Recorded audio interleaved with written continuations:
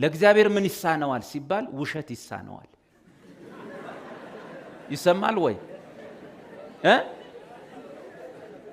ውሸት ይሳነዋል። በሌለ ነገር ላይ እግዚአብሔር ይሳነዋል የሚል እምነት ሳይሆን ድፍረት፣ እምነት ሳይሆን እምነትህን ማመን በጣም አደገኛ ነገር። ብዙ ሰው በእግዚአብሔር አይደለም የሚያምነው፣ እምነቱን ነው የሚያምነው። በእምነቱ ያምናል። ተናግሬያለሁ በቃ ይሆናል ይላል። እምነቱን ነው የሚያምነው። ተናግሬያለሁ እግዚአብሔር ያደርጋል አይደለም። እምነቱን የሚያምን ስንት ጀግና አለ መሰለ ኢትዮጵያ ውስጥ። ስንት ጀግና ምንም አይፈራ።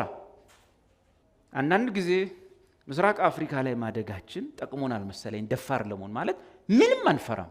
ገብቷቸዋል? ምስራቅ አፍሪካ ላይ ማለት ብዙ በእውቀትም አለመሄዳችን፣ በብዙ ነገር የዓለም ሶስተኛ ሀገር መሆናችን ምናምን ደፋር ያደርጋል። ባይዘ ደፋር ያደርጋል። አለመማር በጣም ጥቅሙ ድፍረት ይሰጣል። ከምሬ እኮ በጣም ጥቅም አለው የሚሰጠው ድፍረት።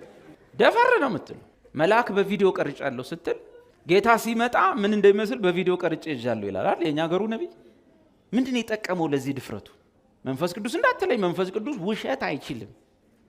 ጥሩ ነው። መሀይምነት ትልቅ የድፍረት ምንጭ ነው።